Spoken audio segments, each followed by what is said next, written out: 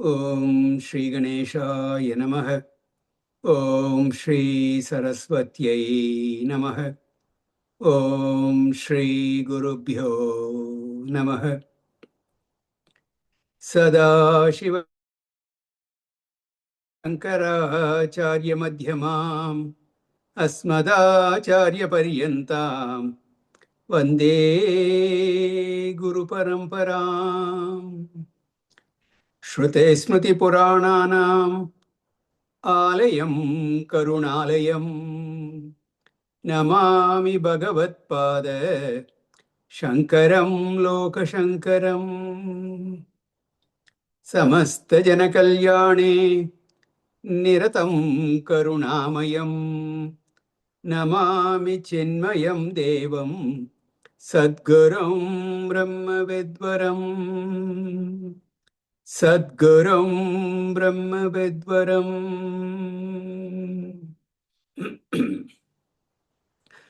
Om Partaya Pratibodhitam Bhagavata Narayanena Swayam Vyasena Kreditam Purana Munina Madhye Mahabharatam Advaitamritavarshiniim Bhagavatim Ashtadashadhyayinim Ambatvam Anusandadhami Bhagavad Gite Bhavadveshinim Yam Brahma Varunendra Rudra Marutah Stunmanti Devyaistavaihi Vedai Sangapadakramopanishadaihi Gayanti Yam Samagah Dhyanavastita Tadgatena Manasa Pashyanti Yam Yogino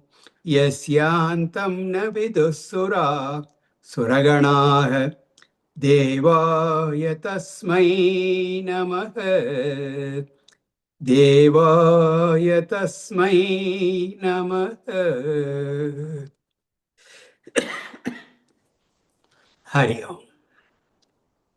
We are in the third chapter of the Bhagavad Gita called Karma Yoga.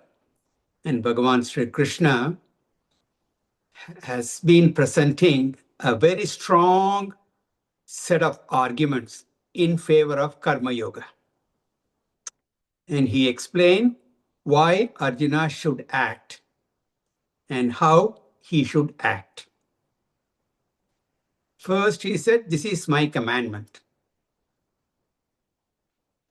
And then he said, even if you do not want to act, nature will force you to act. Nobody can remain without action.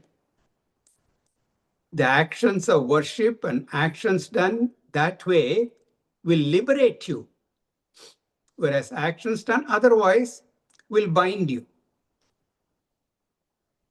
So actions done with Karma Yoga Bhavana will purify your mind, make you fit for knowledge. In gaining that knowledge, you will be liberated. But on the other hand, if you do actions only for yourself, without sharing with others, without the yajna spirit, such people who do act that way are thieves. They incur sin only. So this Karma Yoga is a great spiritual purifier. Finally, he also made an argument that actions make the world go around. Someone does not perform an action that should be done, rejoicing in sense pleasures, he lives in vain.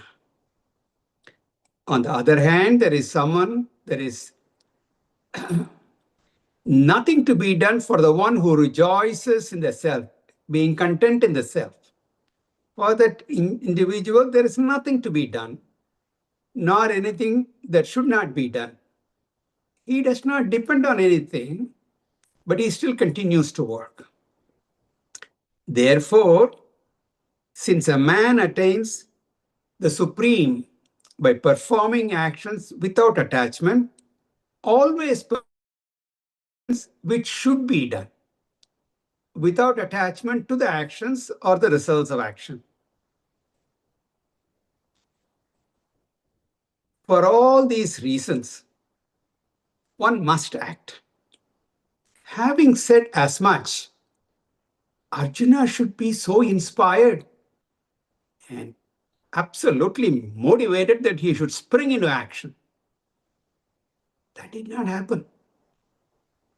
So Bhagavan further elaborated the need for everyone to act by giving various examples. Even jnanis continued to act. Karmana iva hi samsiddhim astita janakadayah lokasangrahamevapi sampashyan kartum arhasi. Janaka and others attained perfection.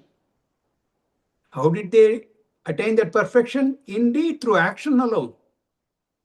Therefore, Arjuna, you should perform action with a view to protect, help the masses. Further, yadyat acharati shreshtaha tadadeva itaraha janaha saha yat pramanam kurute lokas tadanuvartate. Whatever a great man does, others follow suit. The conduct of great men set a standard for the rest of the society. Arjuna, whether you know it or not, people look up to you. So you should be a leader, so you should be acting. And finally, he gave his own example. Bhagavan gave his own personal example. Name partasti kartavyam trishu lokeshu kinchana nanavaptam avaptavyam vartayeva cha karmani. So nothing for me to do in all the three worlds. I have nothing to do. There is nothing I need to do so that I will get something. Nothing. And yet, I am ever engaged in action. So just look at me. Take my personal example. That's what Bhagavan said. And now he talks about the importance of being role model when you take up a leadership role in the society. So that's what we're going to start out today. Verse 23. Yadihyaham navarteyam jatu karmanya tantratah mama vartmanuvartante manushyaah partha sarvashah yadehyaham navarteyam jatut karmanya tantratah mama vartmanuvartante manushyaah partha sarvashah. So in this verse, Bhagavan talks about what will happen if elders, leaders are irresponsible. If people in high position, in leadership roles, if they misbehave, what will be the consequences? he says the entire society sheepishly follow the so-called role models. And when healthy models, role models are not available, then what happens? Movie and TV stars, sports celebrities, they are readily available because of their face and name recognition.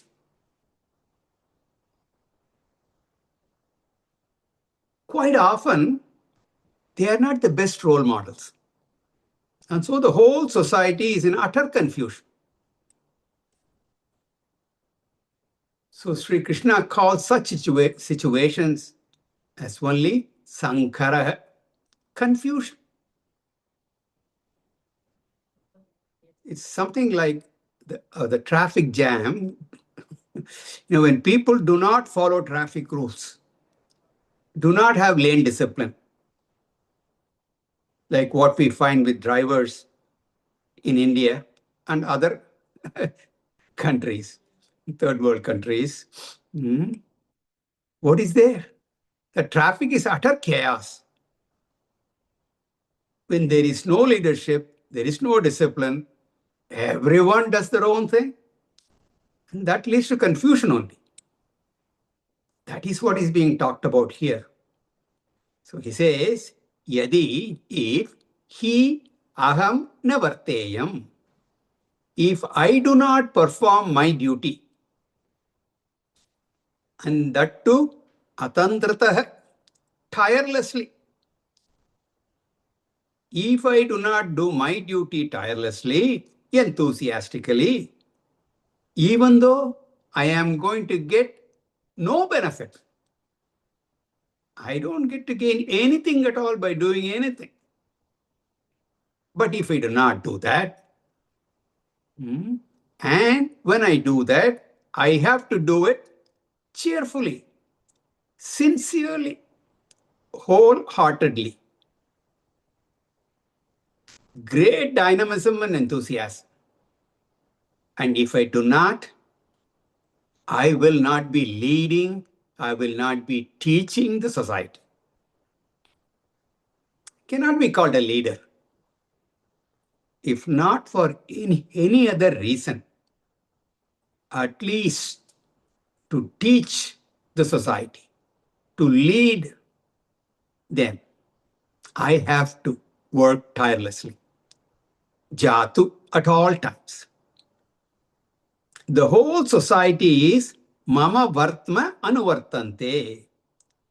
Whole society is just waiting for me to follow me, to take my lead.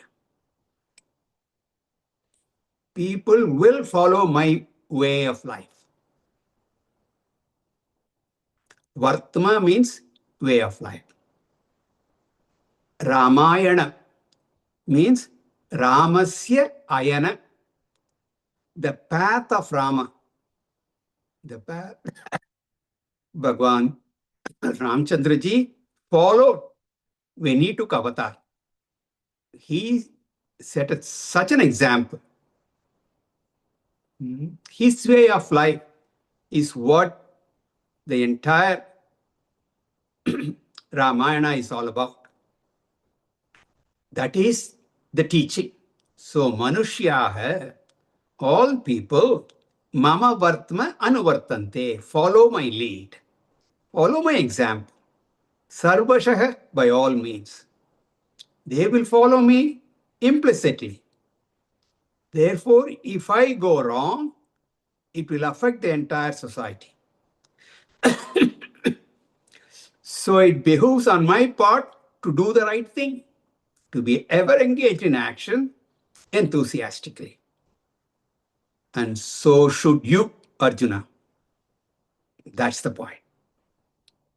Continuing, he says, verse 24, Utsideyurime lokaha, Utsideyurime lokaha, na kuryam karma chedaham, na kuryam karma chedaham, sankarasya Asyam Sankarasya च कर्तास्याम् उपहन्त्यामि माः प्रजाः उपहन्यामि माः प्रजाः उत्सीदेयुरिमे लोकाः न कुर्याम् कर्म चेदहम् संकरस्य च कर्तास्याम् उपहन्यामि माः प्रजाः. So Bhagavan says here, once I violate my swadharma, if I do not do my societal obligations, if I do not do my duties, then other people will violate their dharma. Their swadharma they will not follow. The consequences may not be felt immediately. Bhagavan does not punish immediately. For any violation of Lord's harmony, he does not reprimand right away.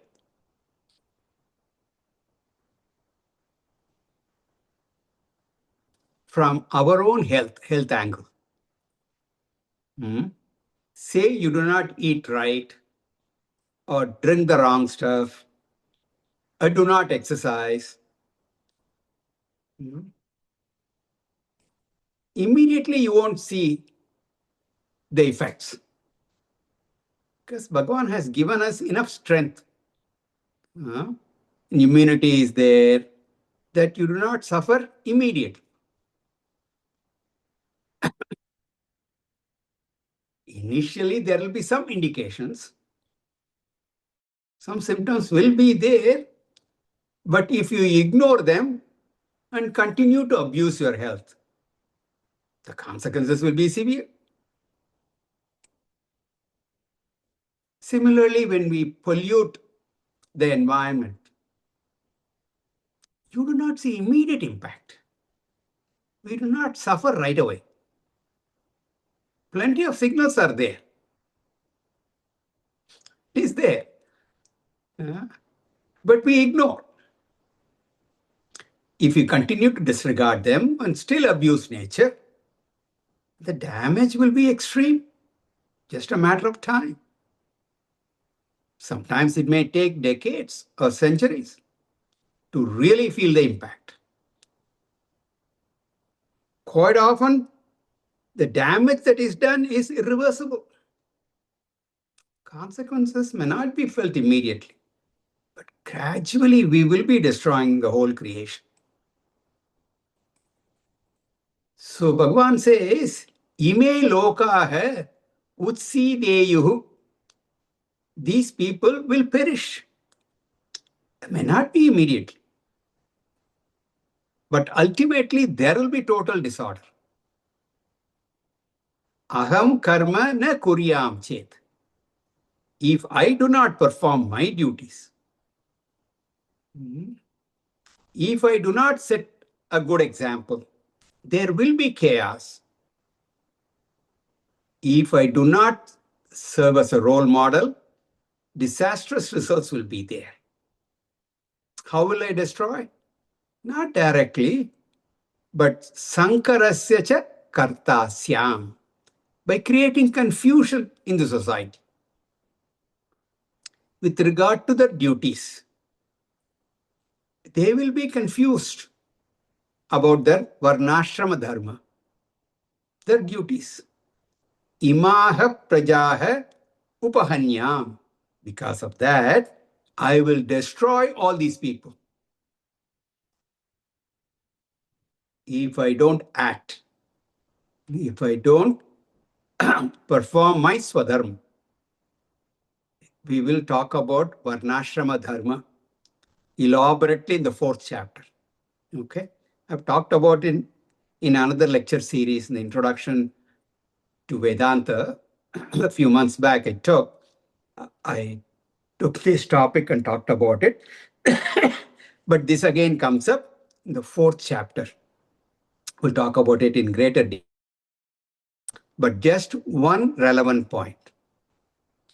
What should be the basis to choose a profession, your karma, your action?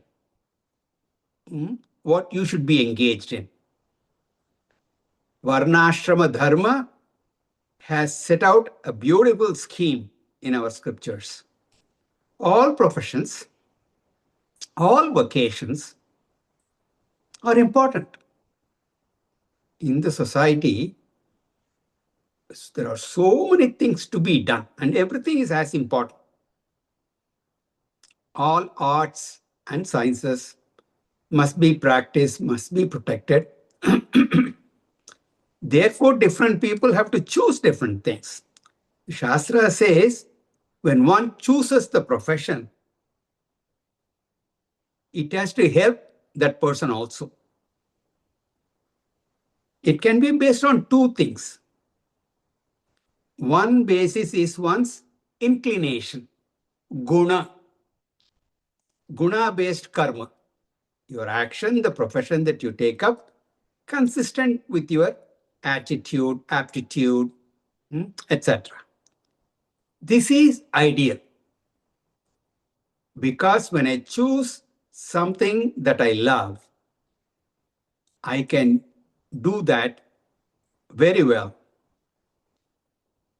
And the greatest advantage is I will be satisfied also.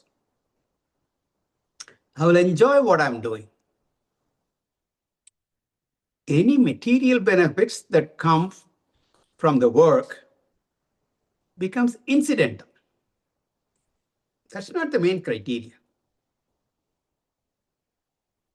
I will get a lot of satisfaction. I will do it well also. There will not be any stress or strain. I'll look forward to going to work. There will not be any physical strain when you do a job that you love. When it is the other way, it's just labor. Oh, I have to do it. When I choose my profession, according to my guna, aptitude, that is the best. That is one criteria. Now, sometimes you really cannot figure out what is it, what your aptitude is. There are other tools, psychologists, they come up with a lot of aptitude tests. They are good also, but they may not be perfect. But sometimes what you want to do changes also. You think you like something and then, this is not my cup of tea. So things change. That's also there. So there are situations. Another criterion that has been suggested is follow the Janma birth. But unfortunately, this has evolved into the most notorious caste system. Okay? If you don't understand this properly, if you abuse it, that's a different matter. But the basis of this is this. When a child is growing up in a family, that child is exposed to the parent's profession. The son or the daughter learns skills from dad. The father or mother is a singer, musician. The child listens to music, sometimes right from the womb. So choice of family profession seems logical. All professions will be protected in this case as long as we do not superimpose one profession to be better than the other and develop all kinds of prejudices. Such an attitude has led to choice of profession, and it has led to the evils of caste system. Our scriptures did not support the idea of choice of profession according to the earning potential. Unfortunately, that is what is happening today. Once money becomes the basis of choice, everybody will be running after those lucrative professions. That will thrive, and the rest, which are also needed in the society, will be ignored.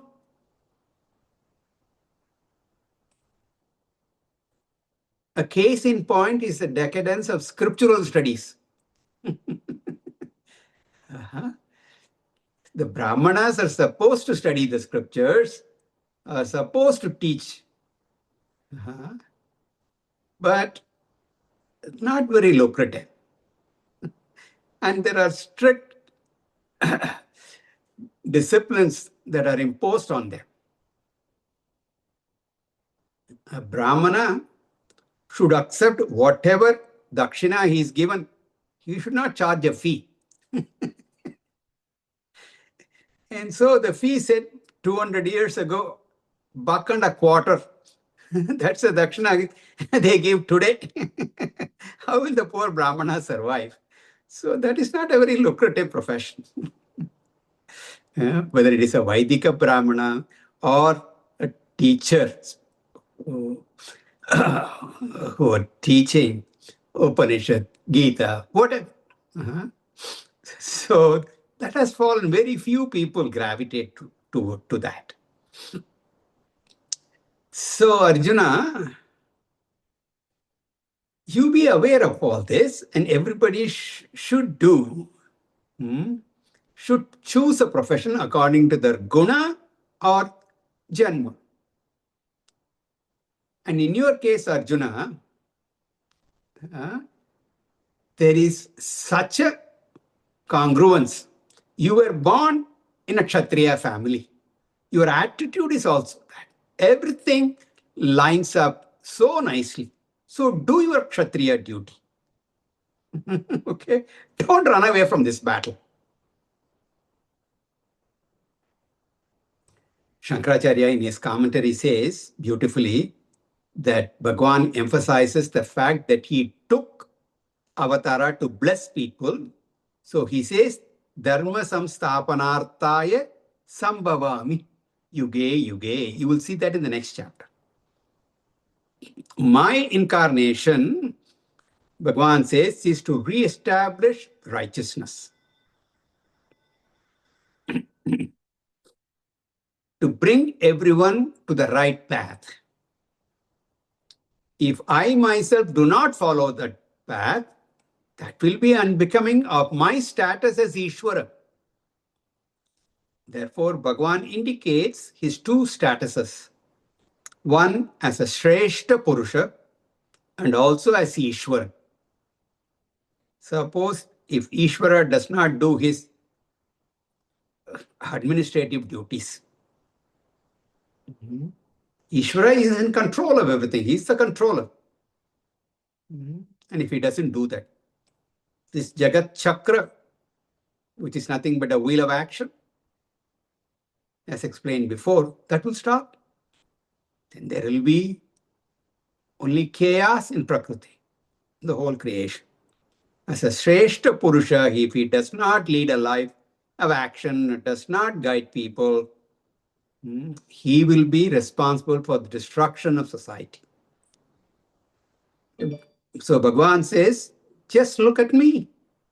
I have nothing to gain personally by doing anything, or nothing to lose by not doing something. Yet I continue to do because I am a responsible leader. So should you be.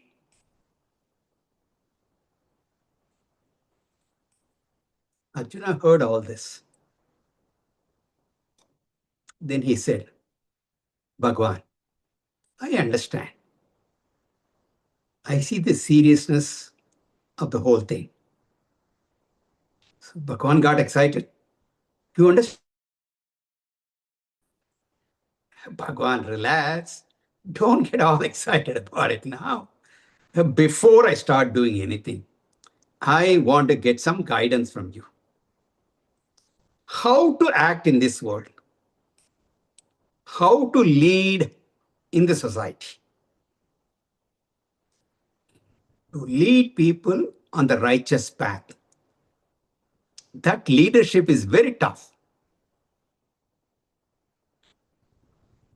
There are different kinds of leaders. Some are in the front, pulling people behind them. Then there are others who stand in the back and pushing people around. Third type of leader is one who holds the hand and walks with the people. All kinds of leaders you find. Difficult job. How to do that? So Sri Krishna answers that question. The two verses that we are going to see, 25 and 26, are two beautiful verses. He spells out what leadership means and gives guidelines for being a leader. So many management seminars and workshops, you see, management gurus are there. Okay. Most of what they say come from here only. Packaged differently.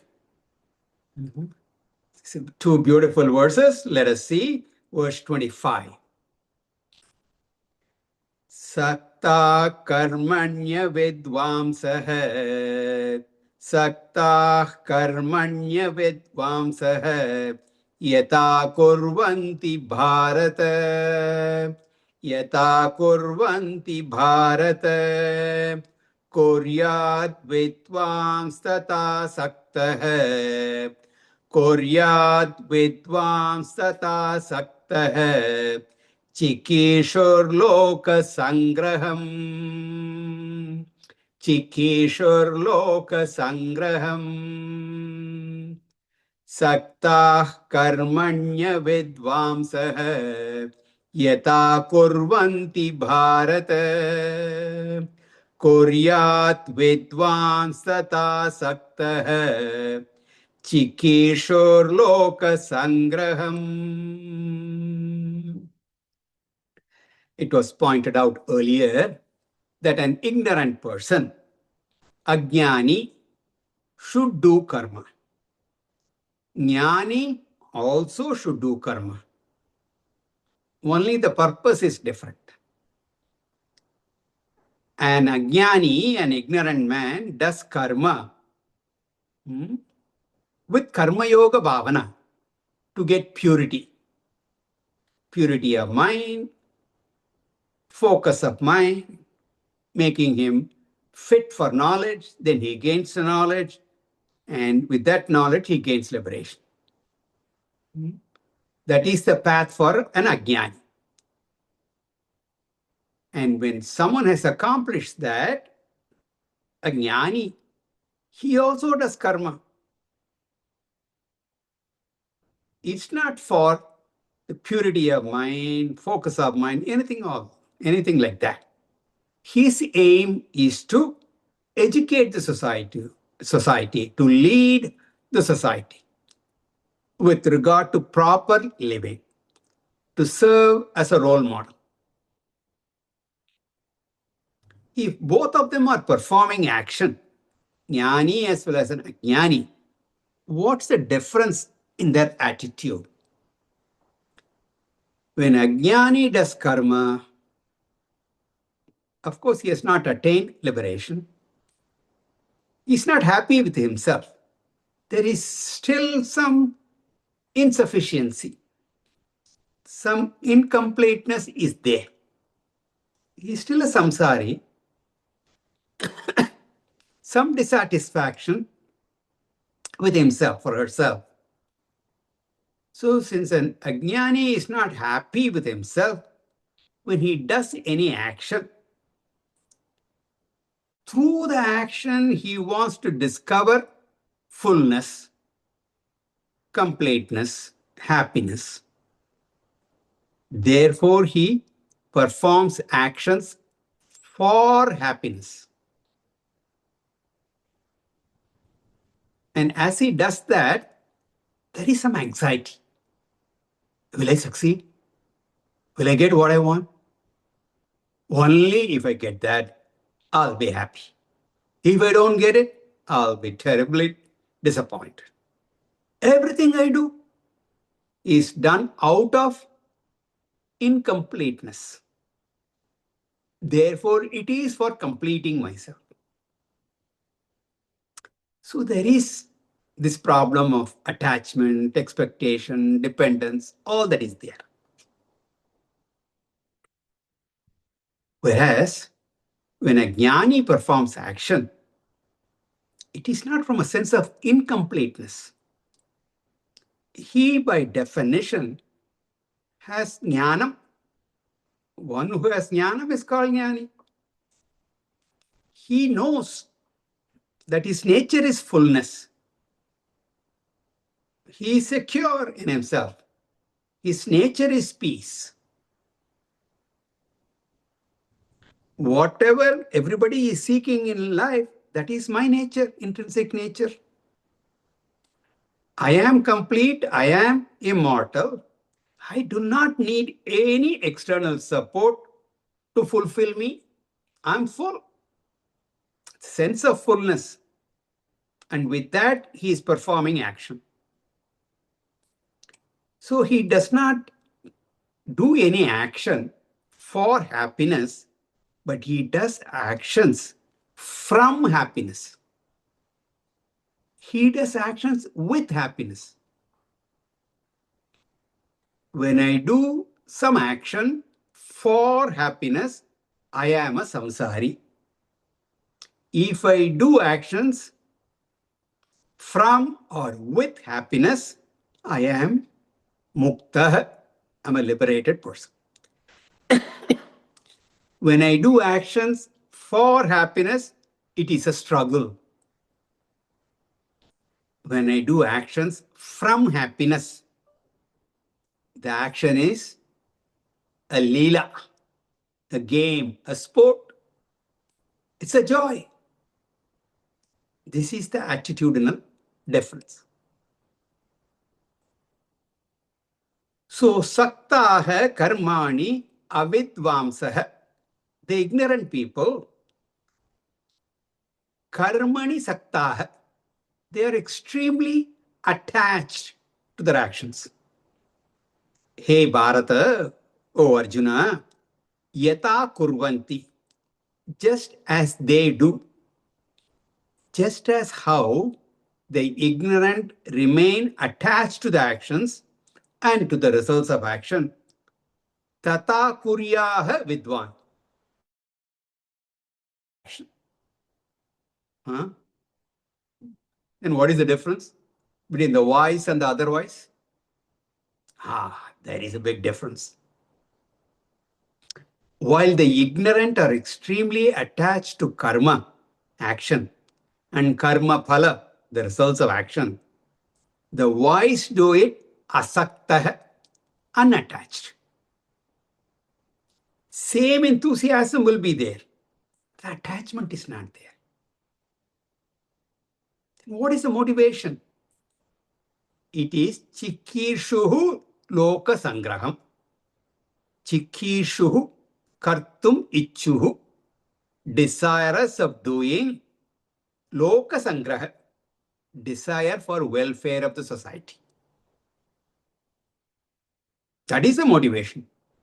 The jnani continues to perform actions for the only purpose of loka sangraha. Loka sangraham eva api kartum. The welfare of the society. For the good of everyone. For teaching everyone. Guiding people in the society. There is no other ulterior motive. Therefore, what we understand is that a leader, great enthusiasm, there should be people to be led, but where? When you are the leader, where and how should you lead? There are some leaders who say, come on, follow me. Okay, where are we going? That we will decide as we go along. Like that, there are many leaders who do not have a clue where they are going. That is not called leadership. When Mahatma Gandhi started the non-cooperation movement, people did not understand the ahimsa concept. So violence broke out. He withdrew immediately. He said, I have to teach them what non-violence means, concept of non-cooperation. So the leader must clearly know what the goal is, should know what the path is. Wise men know the path to the Shreyas, the absolute good. They also know what the problems are, the dangers and pitfalls that one may encounter. He leads them with great understanding. Arjuna, you be such a leader. Continuing, he says, verse 26, Na buddhi bedam janayet, na buddhi bedam janayet, ajnanam karma sanginam, ajnanam karma sanginam, joshayet sarva karmani, joshayet sarva karmani, vidvan yukta samacharan. Vidvan yukta samacharan. Na buddhi vedam janayet. Ajnanam karma sanginam. Joshayet sarva karmani. Vidvan yukta samacharan. Bhagwan gives a great advice to a leader. This is another important verse that Shankaracharya often quotes. We find something unique in our scriptures. It's full of seeming contradictions. Why are there such seeming contradictions in our scriptures? The reason is the scriptures do not address only one set of people. They cater to people of different degrees of spiritual evolution. Scriptures are not addressing just one level of students, but varying levels. So the advice cannot be one size fits all. What is food for one person may be a poison for some other person. The very same Vedas that glorify rituals, the early Karma Kanda, would criticize them in the later portions. You will find such anomalies even in the same Upanishad. How do you reconcile such differences? Something may be appropriate at some stage and not at another stage. This is an important lesson for a leader. You should know the people whom he is leading and teach them, advise them properly accordingly. So Bhagavan says, karma sanginam, those who are attached to actions and the results, those who are attached to worldly activities, artha kama pradhanah, materialistically oriented people, na buddhi bedam janayet, do not criticize, do not condemn them. They're not bad people. They're not unintelligent. Just like a little child likes to play with toys does not think beyond that. So there are some people, like a child, in a spiritual growth. Just as you play and work with children to help them grow into healthy adults, you work with this karma sangis also. Do not disturb their mind, saying, don't you do that. Don't do any rituals. Don't waste your time with all these religious practices. Come to Vedanta. Do meditation. No, that won't work. You encourage them to work. You encourage them to work hard, earn legitimately, enjoy the good life. Don't confuse people by encouraging vairagya, renunciation.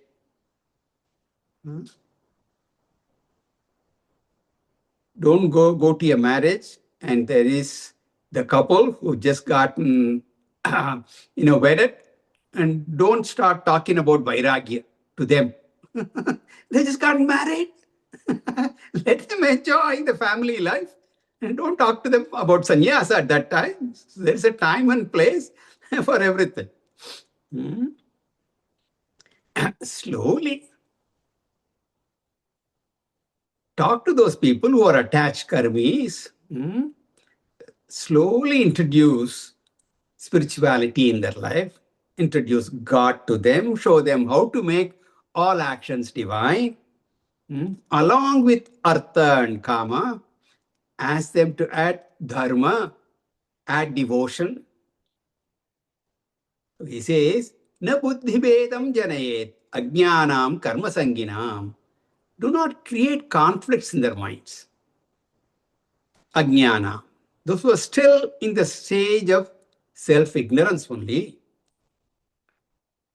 by overemphasizing renunciation, they will also eventually grow out of their attachment to the materialistic world. Start working towards removing their ignorance. Therefore, joshayet, persuade, encourage them in religious practice. Sarva karmani, to do all their duties. So, Vidwan, the wise, the leader, should encourage people to continue working and do their sadhanas. That should not just be an advice, but samacharan, good behavior. You should lead by example also. The leader should practice what he preaches. If you go to our Shankara Mata, okay, the Shankaracharyas there, great acharyas, jnanis only, but they do their daily pujas. Why should they be doing the puja? There are no more, duties for them to do, but they still do. Beautiful pujas every day, you will see. Why? Because they have to set an example to others. Others should follow that. The others will benefit more.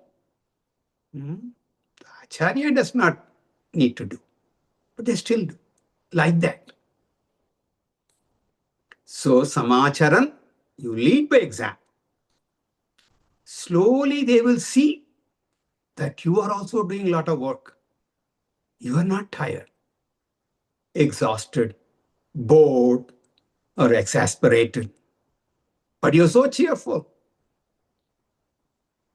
That will inspire them to make changes.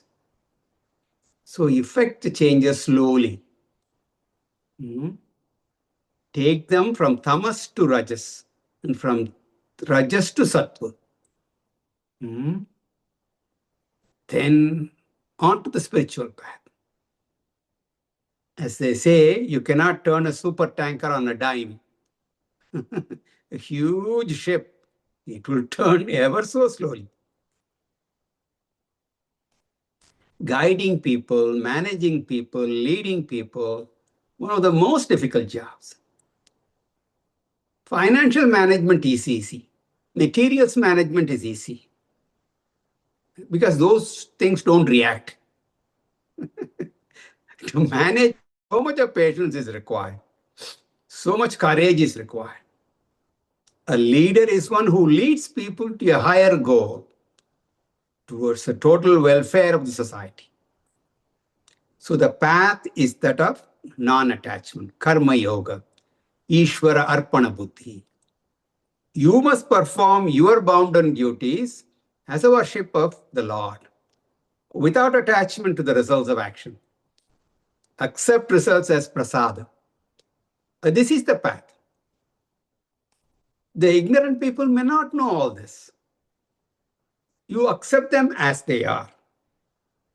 Do not unsettle them. That doesn't mean you leave them there. Slowly motivate them, inspire them. You yourself should remain active, engaged. Let them see how you work. Lead by example. They will be transformed. Om Purnamada Purnamidam Purnat Purnamudachyate Purnasya Purnamadaya Purnamevavashishyate. Om Shanti Shanti Shanti. Hari Om. Shri Guru Bhyo Namaha. Hari Om.